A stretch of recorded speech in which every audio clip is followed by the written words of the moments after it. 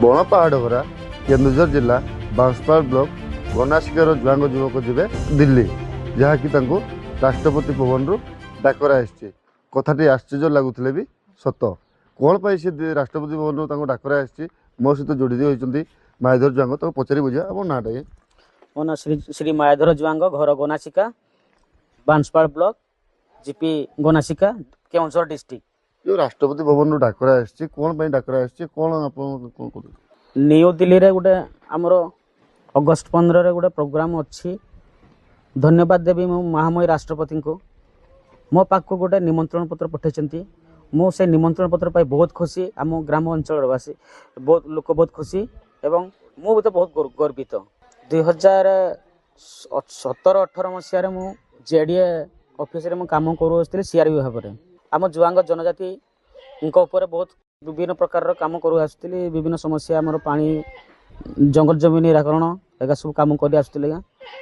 ବୋଧେ ଯାଇକିରି ସେଇ ଭଲ କାମ କରିଥିବା ଭାବେ ମୋତେ ରାଷ୍ଟ୍ରପତି ମନେ ରଖିଛନ୍ତି। 2023-24ରେ ମହାମୟୀ ରାଷ୍ଟ୍ରପତି ଗନାସିକା ଆସିଥିଲେ। ଆମେ ଆମ ଅଞ୍ଚଳବାସୀ ସମସ୍ତେ ଚାଙ୍ଗୁ ବଜେଇ ରାଷ୍ଟ୍ରପତିଙ୍କୁ ଉତ୍ସାହ କରିଥିଲୁ, ଷ୍ଟେଜକୁ ଡକେଇଥିଲୁ।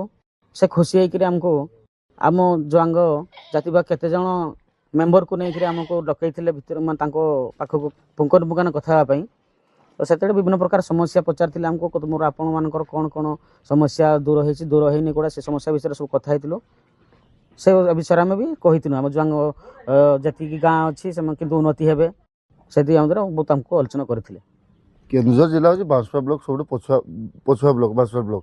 ତ ତୁମକୁ ଆଜି ଡାକରା ଆସିଛି ଯେଉଁ ନ୍ୟୁ ଦିଲ୍ଲୀରୁ, ଯେଉଁ ରାଷ୍ଟ୍ରପତି ଭବନରୁ। ଯେଉଁ ମ୍ୟାଡ଼ାମ୍ ପ୍ରେସିଡେଣ୍ଟକୁ କ'ଣ କହିବେ, ଆମ ଅଞ୍ଚଳକୁ ନେଇକି କ'ଣ ଆଶା ଅଛି ମନରେ କହିବା ପାଇଁ? ମୁଁ କହିବି ସେଠି ଆମ ବାଂଶପାଳର ଯେଉଁ ଯେତିକି ଜନଜାତି ଆମର ଅଛନ୍ତି ତାଙ୍କର କ'ଣ କ'ଣ ସମସ୍ୟା ଯେମିତି ଆମ ଆଖି ଆଗରେ ଦେଖାଯାଉଛି, ସେ ସମସ୍ୟା ଗୁଡ଼ା ମ୍ୟାଡ଼ାମକୁ କହିବି ବୋଲି ଭାବୁଛି ମୁଁ। ନିଶ୍ଚିତ ଭାବେ ଯେଉଁ ମାୟାଧର ଜୁଆଙ୍ଗ କହୁଥିଲେ, ବିଭିନ୍ନ ସମୟରେ ସେ ଲୋକଙ୍କ ସହିତ ଯୋଡ଼ି ହେଇଥାନ୍ତି। ଯେଉଁ ଜୁଆଙ୍ଗ ସମ୍ପ୍ରଦାୟର ଲୋକ ଅଛନ୍ତି ସେମାନଙ୍କର କିଭଳି ବିକାଶ ହେବ, କିଭଳି ସେମାନେ ସୁବିଧା ସୁଯୋଗ, ସବୁ ସରକାରୀ ସୁବିଧା ସୁଯୋଗ ପାଇବେ, ସେ ନେଇ ମଧ୍ୟ ସେ ଚେଷ୍ଟା କରିଥାନ୍ତି। ଏ ନେଇ ତାଙ୍କୁ ରାଷ୍ଟ୍ରପତି ଯେଉଁ ନ୍ୟୁ ଦିଲ୍ଲୀକୁ ଡାକିଛନ୍ତି। ଏ ନେଇ ଗ୍ରାମବାସୀ ମଧ୍ୟଙ୍କ ମନରେ ମଧ୍ୟ ଖୁସିର ଲହରୀ ଖେଳି ଯାଇଛି। ଆମ ସହିତ କିଛି ଗ୍ରାମବାସୀ ଯୋଡ଼ି ହେଇଛନ୍ତି, ପଚାରି ବୁଝିବା। ଆପଣ ନାଁଟା?